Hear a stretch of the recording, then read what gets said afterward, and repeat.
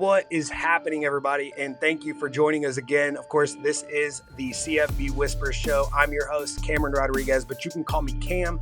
For those of you who have not seen the show before, I encourage you to obviously check out the videos that we made. We started this show 3 weeks ago, but I don't want to bore you with all that. The only reason why I'm bringing this up again is because when we started, our first goal was to hit 100 subscribers, and you guys smashed that. Now, our second goal was to hit 1,000 subscribers.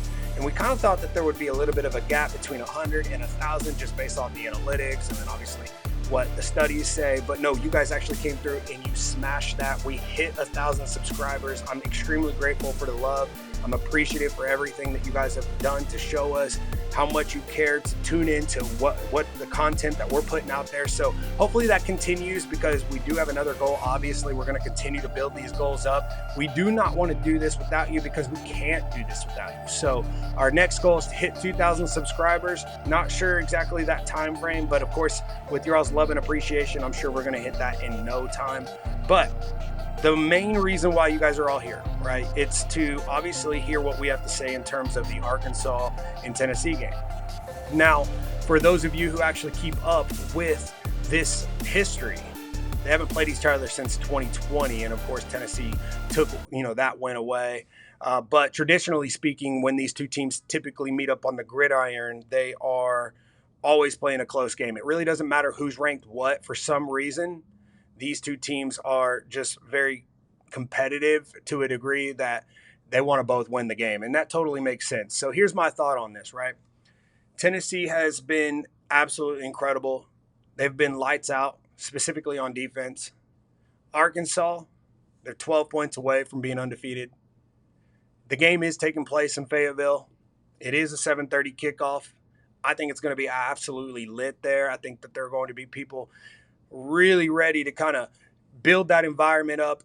However, we do know that Tennessee has shown, at least not this past week because they had a bye week leading up to this one, that they are more than capable as a team of remaining composed, going on the road in a night game against a team like Oklahoma, handling business. But the game that we saw in Oklahoma was unlike anything that, in my opinion, I've ever seen in terms of Tennessee, right? You have a generational quarterback. That's overly said. Everybody wants to talk about that. He's obviously talented. But that defense is something that we have not yet seen from this Tennessee program in quite some time. So they definitely have some things moving. They're clicking in all the right ways. The defense is going to be what's ultimately going to keep Tennessee in a lot of games. But here's my thing with Tennessee's offense. I don't think that they're not being explosive on purpose. A lot of people, again, want to equate Heupel and an air attack, but we all know that Heupel is notoriously known for using the run to open up the pass. But this year it's been a little bit different, and the only reason why I can say that confidently is because when you have a generational quarterback like Nico, why would you want to come into a season and then immediately start opening up the playbook when he has one game of experience? And I'm referring to the Outback Bowl against Iowa last year. So here's the thing with Nico and what I believe what's happening in Knoxville in terms of Heupel and how he's operating his offense. Heupel's done absolutely incredible to me. I've had this conversation several times with people that are very close and dear into my network, and I think that Heupel is very smart. Heupel knows he has a generational quarterback that if he can just groom the correct way, it's going to work out for him. He doesn't want to put his quarterback in a situation where he's forcing the game on his shoulders or putting him in a position where he's got to make certain plays or his team's going to win or lose. That defense obviously has a big say in how that has come to fruition for that Tennessee team.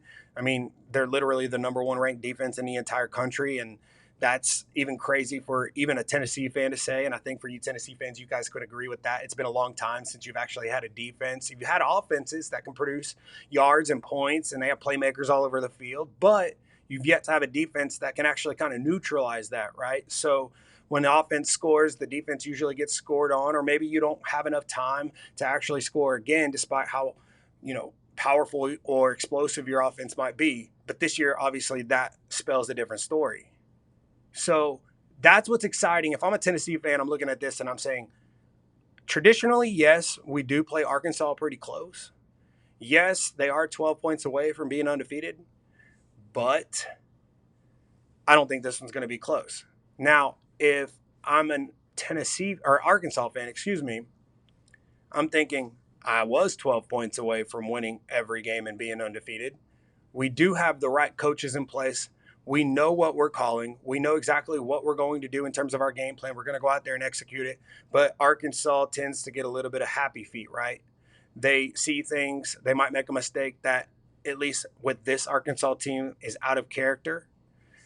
But here's my thing as well. Tennessee is on the verge of not only competing for an SEC championship, but they are legitimate contenders for the national championship.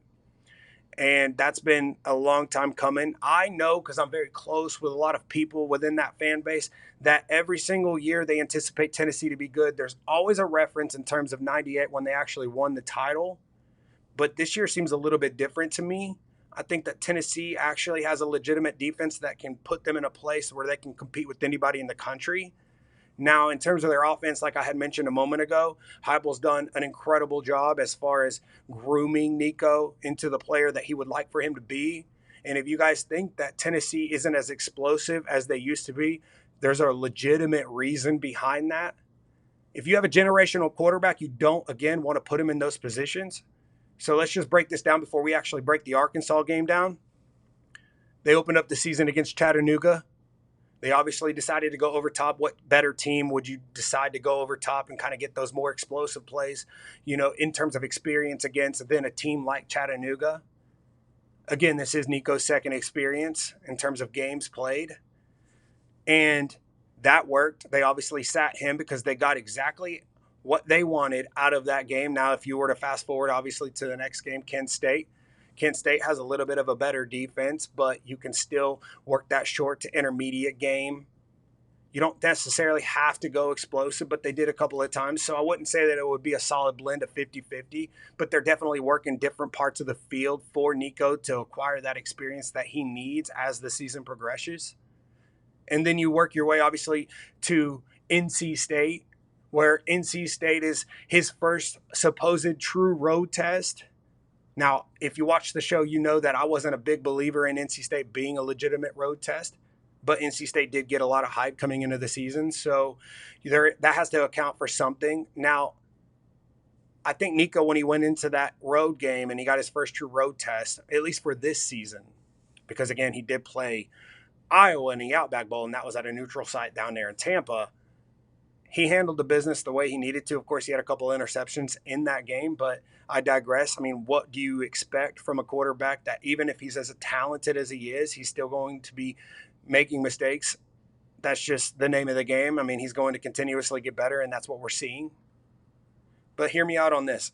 They decided to actually go away with the explosive play, the intermediate short passes in the NC State game. They relied very heavily on their running game because you want to obviously be very balanced. You don't want your teams, especially those teams in the SEC, to know that you're an extremely predictable team, even though we all now understand that Tennessee and Heupel do use the run to open up the pass, but there is a little bit of a wrinkle there when you account for the inexperience that this generational quarterback has.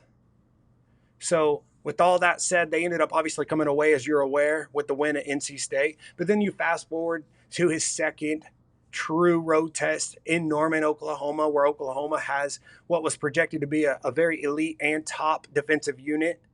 And they definitely didn't disappoint because they sacked him several times. But Heupel's game plan going into that game was absolutely just what exactly you want from a head coach who knows what the hell he's doing. He didn't put the game on Nico's shoulder. He put the game on his defense's shoulder. He didn't have to go explosive, and he didn't have to generate a lot of points because he knew that Oklahoma's offense was incapable, regardless what quarterback they had in there, of scoring multiple times on that defense. As a matter of fact, before that game even played, Tennessee didn't even allow an offensive touchdown, and I believe it was 18 quarters, which is absolutely insane. So good for them. But then at the end, there was those garbage points that Oklahoma ended up putting up, which it is technically counted, but in my mind, it was just something that needed to happen. So Nico didn't need to actually pull that out of his back pocket. Nico didn't have to have that game on his shoulders. They didn't really entertain anything other than what they've already entertained in the previous 3 games. So going into this one, it's a little bit tricky because, again, this is another true road test. Arkansas is not necessarily known as having one of the loudest environments, but they are still in the SEC and they have had success. And if you account for the fact that they've only lost, or at least they're 12 points away from being undefeated, and Tennessee is obviously contending for an SEC championship and they're a legitimate contender for the national championship, it only makes sense that Arkansas and that fan base and that entire stadium is going to be up for this one. I mean, if I'm an Arkansas fan, I'm waking up, it's 6:30 in the morning, and I'm getting right at it, right? I'm trying to get as rowdy as I can possibly be because you have an inexperienced quarterback, at least up to a certain degree, who's only been able to generate certain things and has relied very heavily on this defense of his. The thing that we're yet to see is if the game, and it might not even be this one, but in the event, it does come down to offensive scoring. Can Nico and this team generate those points? Is he capable of facing that adversity and actually coming through and putting the team on his back and saying, listen, D, you've had me all season so far. We're 6 weeks in. I'm going to take this from here. I'm going to handle this one. This is what I got you guys. Look, hey, it's a little bit of a give and take kind of thing, right? Because that's what good teams are made of. You're not going to have a good day every single time you step on the field. It doesn't matter if it's from an individual perspective or from a unit perspective. It's just not realistic. So let's just say, again, hypothetically, this Tennessee defense doesn't show up this week. Is Nico capable of facing that adversity, putting the team on his back, and going down the field? Because I can tell you what, I know that Nico and that offensive power, especially in terms of wide receivers on the outside, how explosive they are, and then they have multiple running backs in the backfield that can easily take a game over. If all of that gets put at bay and it's forcing Nico to put the game on his shoulders where he has to go down the field himself, whether that's rushing or just making sure he makes the right reads to give Tennessee the right look, even if it's a field goal, can he make that happen? That's the question that I have for you all. So again, please comment, let me know your thoughts on that, but hear me out. If Tennessee is on the verge of winning a SEC championship potentially, or at least being a contender in a national championship, I mean, you have to have a good defense. And we've elaborated a little bit on that. But Tennessee does have the number one total defense in the entire country. And that has to stand for something. Now, I don't want to entertain the naysayers when they say, well, they haven't played anybody. You know, Oklahoma didn't know what their offensive identity was. Yes, they had an explosive defense and they played against NC State.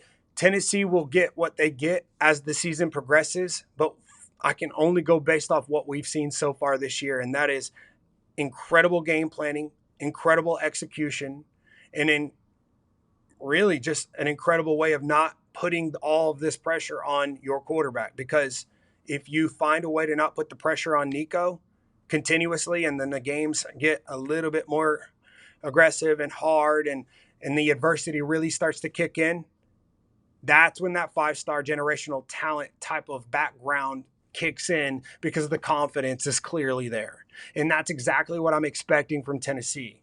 Now, here's the thing with this.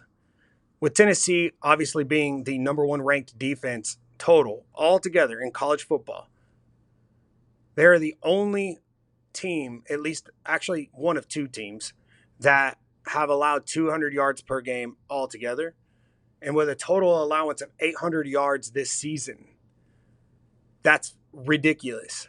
There's not any teams that can really say that for the most part. Now, in terms of Arkansas, because I've really put a lot of attention on Tennessee, that Arkansas running game is just, it's pretty insane. And obviously that line of scrimmage, we'll get to that in a moment, is pretty insane as well. Now, Arkansas, their running game is led by a Utah transfer from the transfer portal in Jaquindon Jackson, and he's been pivotal, obviously, for Arkansas. I mean, he's leading not only, his team, but the entire SEC. I mean, he's had over 100 yards in his first 3 games, and he's currently sitting with a stat line of 509 rushing yards and, 9 touchdowns, which, well, you got to understand, we're only 6 games in. So for him to be doing that, that's absolutely incredible in the hardest conference. Now, if you're a Big Ten or another conference, and that's not something that you want to hear, with that, again, is a conversation for another day. But Tennessee boasts the number 2 ranked defense in terms of run defense. So we got a battle on our hands. Tennessee's defense has depth all over the field. They're used to substituting. They know exactly, okay, this person, hey, maybe it be a 1 and 3, maybe it's a 3 and a 5. I don't know exactly when they substitute. It could be injury based as well. The reality is that they remain fresh, and it's very hard to get any type of rush against this defense because that front is just constantly in your face. And if they're not in your face in terms of a rush defense, they're in your face in terms of passing.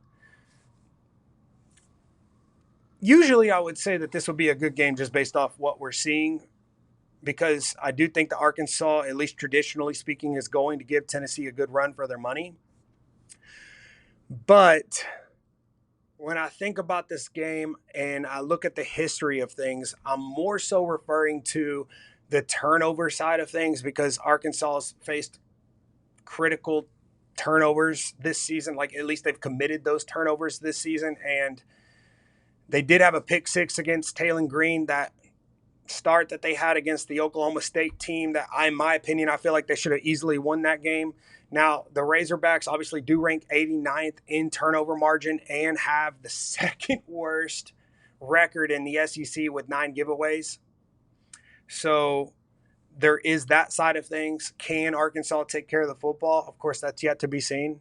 Now, conversely, Tennessee has recovered 5 fumbles this season and generated 3 takeaways in their last 3 away games. So that's obviously another thing. So it seems to me that as comfortable as they are at playing in Neyland, they're more comfortable in terms of generating pressure and causing turnovers on the road. At least that's for this year's team. And that's what we're talking about, is this year's team anyways. But at the line, let's think about it like this. Now, Arkansas has been effective at stopping the run with a solid front 7 that ranks 21st in college football. And they've only allowed 93 rushing yards per game. But currently, Tennessee is favored by 13.5 points against Arkansas.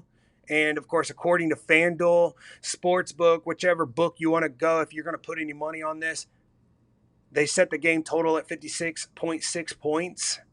So the money line odds are set at minus 525 for Tennessee and plus 400 for Arkansas to win outright.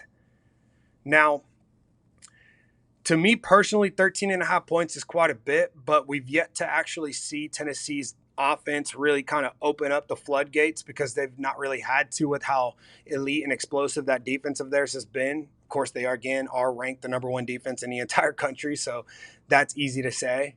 But if we were to listen to what the bettors are actually saying and what my opinion is as well in combination to what they're saying, the majority of the bets obviously indicate that Tennessee is expected to not just beat Arkansas, but triumph Arkansas, right? So approximately 58% of bettors predict that the Vols will win the cover and spread.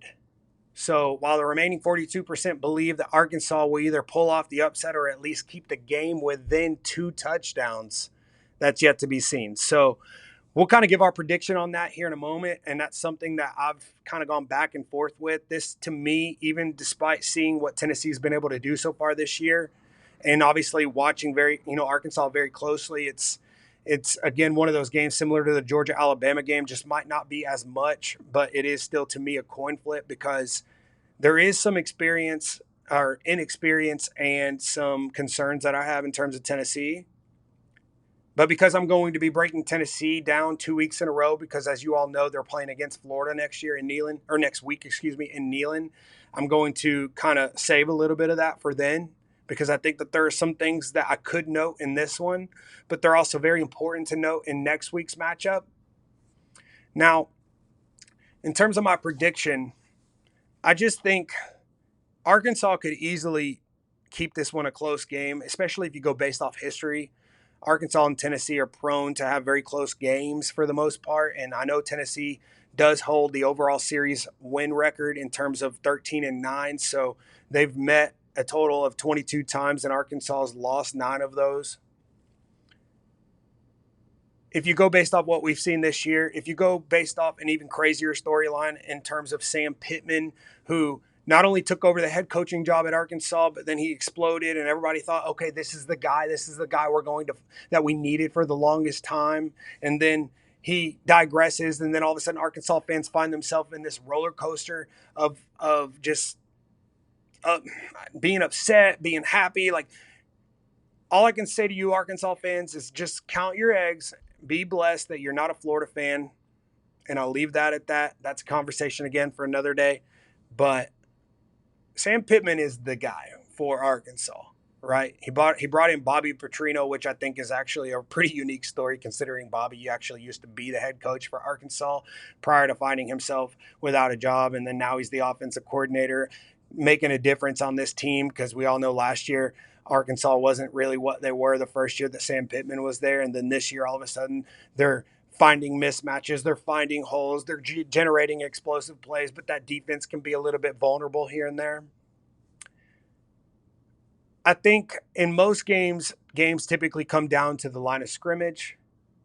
I think that Tennessee's defensive secondary is yet to be exposed because of how elite that defensive front they have is. And of course, those linebackers, despite them being a little bit younger and inexperienced in their own right, they're still generating explosive plays, making stops when they need to. And again, that explains why they're the number one defense in the country. I think that Arkansas is not familiar with winning, and that probably explains why they make out of character moves, plays, decisions, or they're just not playing disciplined football altogether as to why they've lost by 12 points. You can't be in the SEC and lose, 2 games by a combined 12 points when you've been in it without making uncharacteristic disciplinary type mistakes. And that's exactly what they've done. So if they can kind of shore that up a little bit, and it's in Fayetteville and it's a night game, and of course, everyone in their right mind would want to knock off a top 5 undefeated team in their home state. I mean, we're talking about parties happening all night in Fayetteville if this happens. I mean, hell, the goalposts might even come down. Now, we might not be used to Tennessee being a top 5 team, but for those of you who have watched Tennessee football and actually watched this program advance in the way that they are, you might as well start getting used to it, because I don't see it slowing down anytime soon, especially when Nico starts to get more of the offensive system under his belt. That experience that he needs, that defense is only going to continue to get more elite unless somebody comes out of nowhere and poaches that defensive coordinator, which, in my opinion, if he keeps up what he's doing, it might be sooner rather than later. But again, I digress. So let's just go ahead and dive back into what I believe the prediction of this is. Now, I've gone back and forth with this. I want to be the guy that always reads into the history of things, because I do believe that history can repeat itself in a lot of ways, and Arkansas has yet to win this game in their last 3 matchups. But based off what I've seen, I do believe that there's a solid reason why Vegas seems to think that there's a 13.5-point spread with this one. But I'm going to go against that. I don't think that Tennessee wins by more than 14 points. I do think it's going to be a lot closer. I don't think that, as crazy as this is to say in terms of comparing programs, that Fayetteville and that fan base in that stadium is going to be less effective because of the history that program's had, and comparing it to Oklahoma. We all know Oklahoma's had success in their own right, and they're definitely notorious for producing Heisman Trophy type quarterbacks, which that in itself is going to draw an audience. Of course, that's going to win you games for the most part. But Oklahoma's not the Oklahoma of old.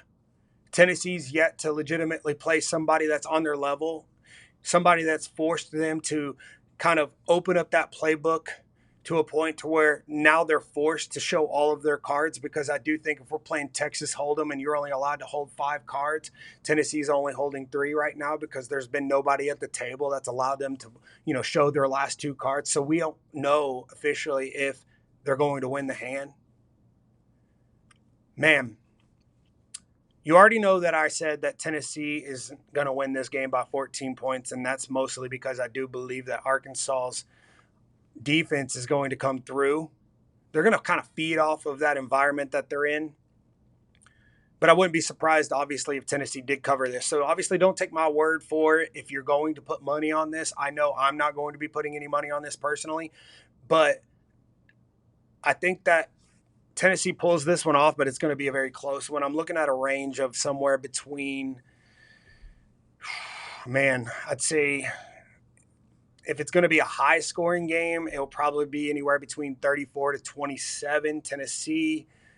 If Arkansas obviously doesn't show up and Tennessee took advantage of that bye week that they had before this week, and they come into this game with a solid game plan and they're able to execute in the way that we've seen them play so far, and just totally exclude what history has to say, I'm gonna go with Tennessee completely blowing them out. So again, this is one of those games where it can literally go either way, but I'm going to stay solid with my initial prediction, and I'm going to say 34-27 Tennessee. I do think that it's going to look like Tennessee probably has control of this game for the majority of the time, and then obviously there towards the end, Arkansas might kind of throw a couple of scores on that make it look a little bit closer than what it is. But in the end, Tennessee is going to come out on top, and I think that that's what it is. But one thing I do want to note before I hop off here, I wouldn't be surprised, knowing the history of these two programs playing close games, and then Tennessee still finds a way to squeeze by. But we all know, if you are a Tennessee fan, what you're thinking about right now is not what's happening tomorrow night in Fayetteville. You're thinking about what's happening next week in Knoxville when you take on the Florida Gators, because we all know it doesn't matter. We all know what the history is between those two programs. We all know that Tennessee might have had the better team in a lot of ways, but they always end up finding a way to lose. But can Tennessee remain composed, playing on the road, taking a bye week, playing on the road again, knowing that they have a team that's essentially been their kryptonite for the last 20, 25 years coming home, where they have an opportunity, because Florida is down at this very time, to not only beat them, but embarrass them? Will it happen? I'm excited for you guys to tune into that video next week, because we're going to be breaking down that. Not to be spoiler alert on that, but the goal here is to break down new games, new teams every single week. We don't essentially want to cover the same team every single week, but next week's game in Neyland Stadium is going to be such a big one, and I know Tennessee fans are looking forward to just kicking that ass so bad that I just can't talk about it. So if you're a Tennessee fan, if you're an Oklahoma fan, if you're a Florida State fan, it doesn't matter what fan you are. If we've covered your team so far, do us a favor. If you like this content, obviously go down there, smash that like button first and foremost, but subscribe, because we started with our goal of 100, we hit it. Started with our goal of 1,000, we hit it. Now our next goal is 2,000. We're currently sitting at 1,400 plus subscriptions. And of course, we can't hit that goal of 2,000 subscribers without you guys. So we're excited to obviously have you guys join the family. If you're a football connoisseur, if you live, breathe, bleed, sweat anything in relation to college football, this is definitely the show for you. And we're excited to bring you more content. So thank you guys again for joining me on this show. And again, I am your host, Cameron Rodriguez. But for those of you newcomers, you can just call me Cam. We're going to be doing this every week, and we're going to slowly but surely build our team. And we're going to have more content being produced for you guys, because we enjoy doing this. This is something that we've always wanted to do. And we want your all's thoughts and opinions on everything. So again, if you like this show, not only subscribe, but comment.